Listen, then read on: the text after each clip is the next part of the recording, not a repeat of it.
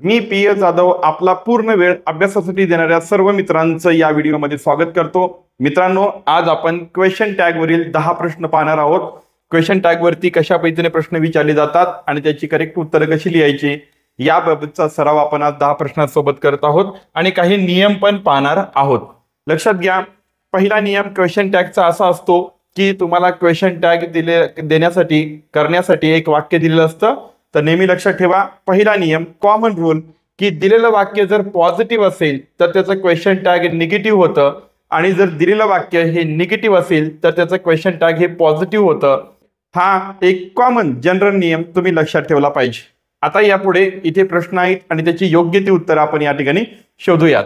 Then पहा, या ठिकाणी पहिलं वाक्य आहे you are coming to the party. Okay, या ठिकाणी आपलं ऑप्शन दिलेले आहेत आणि याचं क्वेश्चन टॅग आपल्याला करायचं आहे. पहा, दिलेलं वाक्य जशाच तसं लिहून त्यानंतर कॉमा द्यायचा असतो. हा कॉमा महत्वाचा असतो. ओके, देन आता या ठिकाणी यू आर, पहा यू आर हे ॲब्रिव्हिएशन फॉर्म किंवा शॉर्ट फॉर्म मध्ये दिलेलं आहे. तर याचं फुल फॉर्म करायचं असेल तर ते होतं यू आर. लक्षात घ्या, मी सांगितलं दिलेलं वाक्य जर पॉझिटिव्ह असेल तर क्वेश्चन टॅग काय होणार आहे, त्याचा निगेटिव्ह होणार आहे.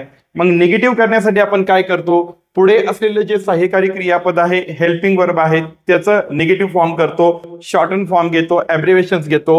तर पहा, आर नॉट आपल्याला घ्यायचंय तर क्वेश्चन टॅग करत असताना याचं काय होत असतं, मग आरंट होत असतं आणि त्यानंतर आपण करता जशा तसा घेत असतो. ऑलरेडी इथे आपल्याला क्वेश्चन मार्क दिलेला आहे, कॉमा दिलेला आहे, आपल्याला फक्त इतकंच निवडायचंय, आरंट यू. पहा, पर्याय क्रमांक 2 हे या प्रश्नाचं करेक्ट आन्सर असेल. आता हाच नियम आपण पुढे पाहूया, पुढे लावूया पुढच्या वाक्यासाठी. शी कांट स्विम. पहा, शी कांट स्विम, इथे कांट आहे म्हणजे दिलेलं वाक्य हे निगेटिव्ह आहे तर साहजिकच आहे क्वेश्चन टॅग कसा होणार आहे, पॉझिटिव्ह होणार आहे. तर पहा, जे कांट आहे याचं पॉझिटिव्ह काय होत असतं, कॅन होतं. करता कोण आहे, शी आहे तर शीला शी येतं. तर इथे आपल्याला काय शोधायचं आहे, कॅन शी हे पहिल्या ऑप्शन मध्ये तुम्हाला दिसत आहे. नेक्स्ट पहा, they will help us. Will हे सहाय्यकारी क्रियापद आहे. ओके, यावरून आपल्या लक्षात येतं की दिलेलं वाक्य पॉझिटिव्ह आहे तर क्वेश्चन टॅग कसा करायचा आहे, निगेटिव्ह करायचा आहे. निगेटिव्ह करण्यासाठी विलला काय करावं लागतं, विल नॉट घ्यावं लागतं. पण याचं शॉर्टन फॉर्म आपल्याला घ्यायचंय. विल नॉटचं शॉर्टन फॉर्म, शॉर्ट फॉर्म हे विलंट होत नाही तर काय होतं, वोंट होतं. अतिशय महत्वाचा नियम आहे क्वेश्चन टॅग मधला, हा लक्षात ठेवला पाहिजे. बघा, रेग्युलर पद्धतीने याचं शॉर्ट फॉर्म होत नाही. विल नॉटचं विलंट न होता विल नॉटचं होतं वोंट. तर इथे वोंट आणि करता कोण आहे, दे, म्हणून ओंट दे हा पर्याय आपल्याला शोधायचा आहे. वोंट दे हा पर्याय क्रमांक बी मध्ये आहे. चला पुढील पाहूयात. पा, वी हॅव मेट बिफोर. पा, या ठिकाणी वी हॅव सहाय्यकारी क्रियापद आलेलं आहे, हॅव. दिलेलं वाक्य जे आहे ते पॉझिटिव्ह आहे तर क्वेश्चन टॅग होणार आहे निगेटिव्ह. हॅवचं निगेटिव्ह काय होतं, हॅव नॉट. याचं शॉर्ट फॉर्म करायचं असेल काय होतं, मग हॅवंट होतं. ओके, देन करता कोण आहे, वी. हॅवंट वी आपल्याला शोधायचं आहे. हॅवंट वी हे आहे पर्याय क्रमांक 2 मध्ये. नेक्स्ट पहा, इट्स अ ब्युटिफुल डे. इथं पहा, हे इट्स आहे, याचं लॉंग फॉर्म काय होतं, पहा याचं लॉंग फॉर्म होतं इट इज. मग याच्यावरून आपल्या लक्षात येतं की दिलेलं वाक्य पॉझिटिव्ह आहे तर क्वेश्चन टॅग कसा करावा लागेल, निगेटिव्ह करावा लागेल. मग याचं काय होतं, इज नॉट. शॉर्ट फॉर्म करायचं काय होतं, इजंट होतं. सो पर्याय क्रमांक पहा कुठे आहे, 1 याच्यामध्ये इजंट केलेला आहे. इट हे या प्रश्नाचं उत्तर असेल. नेक्स्ट पहा, you don't like spicy food. या ठिकाणी डोंट आलेला आहे, याचा अर्थ दिलेलं वाक्य निगेटिव्ह आहे तर क्वेश्चन टॅग कसा होणार आहे, पॉझिटिव्ह होणार आहे. डोंट याचं पॉझिटिव्ह काय होतं, डू होतं. करता कोण आहे, यू. डू यू कुठे आहे, पहा option number A is the right answer. पहा या ठिकाणी,